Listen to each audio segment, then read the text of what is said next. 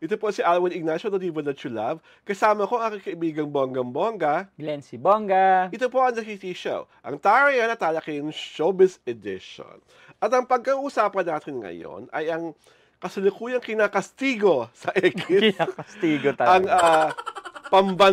ang tinaguriang pambansang Ginoo, si David Licauco, dahil nga kinabubusita ito sa kanyang pagkabagot na kitang-kita sa isang video sa X. Sa isang lugar kasi, may mga fan, di ba? Na nagpa-picture-picture, nagpa-video-video kay David. At itong si David, sa hindi maipaliwanag na dahilan, parang hindi niya bet yung ginagawa niya. Parang Kitang-kita. kitang-kita na hindi niya bet, hindi niya gusto yung mga lumalapit sa kanya, at parang naririmarim siya. Lalo na doon sa itsura ng huling bading na lumapit sa kanya, na sabi ng mga netizen ay kamukha ni Aling Buwak-Buwak-Buwak. Buwak-buwak-buwak. Baklang version ni Aling Buwak-Buwak-Buwak! My gosh! Ba't daw kasi ganun yung face ni David? Diba? So, David. Kaibigan Glenn, alam mo papayag mo sa ganitong pagpapakita ng hindi kagandahan ni David ng pagkayamot sa mga nagpapakuha sa kanya? Ayan, bago natin na magsabi ng payo or anything, may sagot din daw si David doon. Anong sagot ni David? Sumagot siya kasi. Na? Sabi niya, sabi niya doon sa hindi daw maganda ang pakiramdam niya. May sakit daw siya.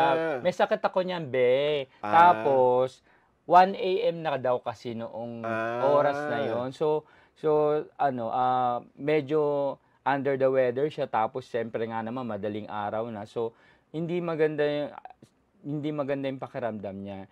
Ang nasabi naman niya, babawi naman siya next time. Ay, sana... Yun naman yung maganda doon. Oo. Inamin niya ang kanyang fault. Yeah, oo. Yun ang maganda doon. Kumbaga, yung payo ko, gagawin naman niya, sabi niya naman, babawi siya next time eh. Hindi rin naman natin masisisi yung mga artista natin, di ba? Kasi hindi naman sa lahat ng oras, kumbaga, in good condition sila, maganda yung pakiramdam nila.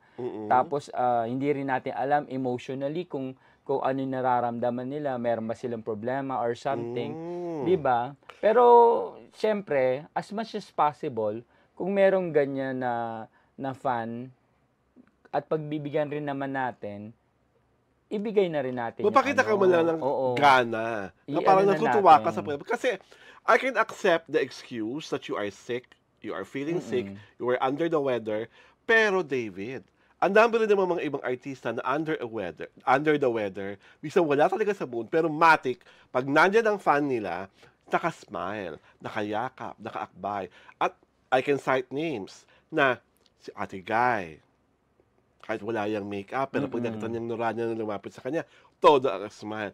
Si Ate V rin. Si Ate V. Ganun din. Si Ate Shawi. Si Maricel.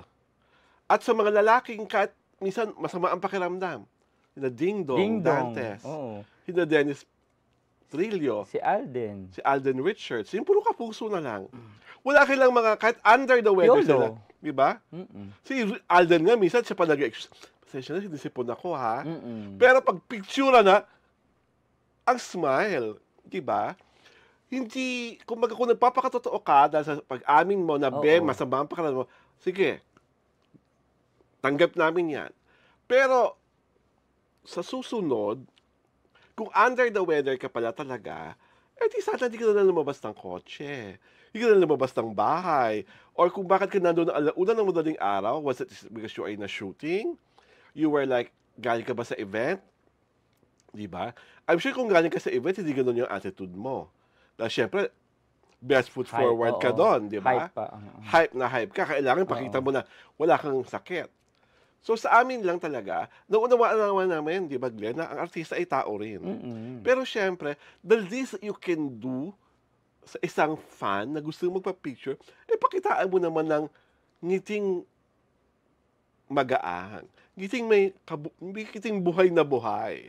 Diba? Saka ilabas siya na yung pagiging artista. Artista nga siya, di ba? Di ba? Artista ka naman. Alam mo, mag-smile ka ng, di ba? Wala namang problema sa ganon, di ba?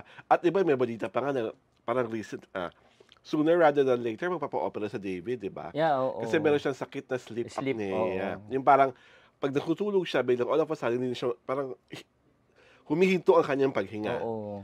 Which is sa akin very surprising kasi normally, ang mga taong may sleep apnea, correct me if I'm wrong ha, baka mamaya mali ako, are normally people na medyo on the heavy side. Diba? Napaka-slim. At fit na fit si David. Na-stress na daw siya doon, kaya kailangan niya na magpa-opera. So, we hope that that will be addressed very soon. Dahil syempre, pag kulang ka sa tulog, mahirapan ka talagang magtrabaho, lalo na artista ka. Tapos, ang daming times na napupuyat-puyat talaga kayo. At sa akin naman, pag natulukan ka ng anesthesia, pag gising mo, mahusay ka ng umarte. Ay! Yun na naman ang wish ko. Dahil David after na pambansang Ginoo, ay, wala na. Hindi naman namin maramdaman yung husay mo. Di ba? Parang nagduduloy naman kami kung dapat namin panoorin yung pelikula mong parang kayo naman lang manonood. Yung may G, tapos yung may LU. Di ba? Di ako sure kung ma-L ako sa movie na yon. At kung gagastos kami ng kaibigang bonggang-bongga ng hard-earned money namin para sugurin yun sa mga sinihan. Tama, kapatid? Correct. Ayaw ni Maria. Maria Osawa. Ayaw ni Maria Osawa namang pinagagawa mo. Alam mo, David, dapat ata si Maria Ozawa lang talaga makalab team mo Para mabuhay yung mga dugo mo, magganit ang mga ugat mo. Correct. Diba? At gusto ko namang makita ang mukha mo pa nag-o-orgasm. Ano itsura pa nalalapit ka na sa rurok ng kaligayahan. Baka naman at least maiba facial expression mo, no? Oo nga. Hindi yung mga ginagawa mo na sa, ano ba yun? Yung nirevive ni Barbie, yung biggest hit ni Robin Padilla at ni Sharon Cuneta. Sabi nga ni Sherry Hill, binaboy mo ang pelikula. Gabi! Parang, di ba? Parang dati, binaboy mo ang kanta. Di ba? Kaya di ba? Kaya si Barbie, sumablay doon. Sa totoo lang. Di ba? Magpakatotoo ka, kapatid. Ang galing-galing na, sa Maria Clara, di ba? Pero pagdating doon nung silang dalawa lang ng David, imbis na siya ang akyat ni David, naghilahan silang dalawa. Sayang. Kasi hindi nila na maintain yung character nila. Oo, saka kasi 'di ba? Napaka-iconic noon Sharon Cuneta yung at Robin Padilla. Tapos yung mga pumalit, lalo yung pumalit kay Robin lembot-lembot. At parang hindi naman makipagsuntukan. Ano ba 'yun? David, 'di ba? Konting tigas pag bibigyan ka ng ganung mga katauhan. Lalo na, barumbado si Robin ng mga panahon na yon. So again, David, ang sa amin lang, we're not expecting you to be 100% na parang Energizer Bunny, pero pag sumang-ayon ka at umuo ka sa makakapagpa-picture ka sa mga fan mo, sana ka sa mga sumusunod na makakakita ka ng fan, ay makabawi ka talaga sa kanila. At sana, makabawi ka, hindi lang doon sa mga bago mo papapicture sa'yo, hanapin mo si baklang buwak-buwak-buwak. Saka yung isa pag napapicture sa'yo, dahil sila talaga ang nag-suffer nung parang indifference mo. Lalo na kasi ngayon, di ba, kitang-kita na sa lahat ng social media. Pag nag-post ka lang na isa, kalat na. Oo, edi ayan, na ka tuloy, parang imbis na nakadagdag ka ng guwapo points. Oo, dahil pinagbigyan niya yung fan niya. Kaso, anong nangyari? Na pa, di ba? Nakastigo ka pa. Nabash pa. Kahit kami, pinapagalitan ka namin tuloy. Parang ang sarap-sarap mo namang kurut-kurutin. Lapirut-lapirutin. Yayakapin ka na lang daw ni Davey. Ay, hindi. Gusto ko muna siyang pulbuhan. Pero parang gusto mo, paliguan mo siya o papulbuhan? Paliguan? True! Yung binubuhusan sa ulong ganun. Di ba? Saan mo siyang unang kasabunin? Ha? Siyempre sa ulo. Ay! Shampoo muna. Shampoo muna. Shampoo muna? My gosh! Ang harot-harot! Diba, David, tignan mo, nabubuhay kami pagkaharutan. At saka, tigil-tigil naman yung pagiging wholesome. Yung mga ayaw mo maghubad-hubad, doon ko nakilala. Balik mo na yung hubad-hubad sa IG. Balik mo na yung pagiging sexy mo. Because your body is one of your better assets. Yes. Diba? Kasi yung acting, you have to work on it pa. Diba? Makinig ng maigi, hindi ka namin pinupulaan ha. Nakasabi ng kami ng totoo.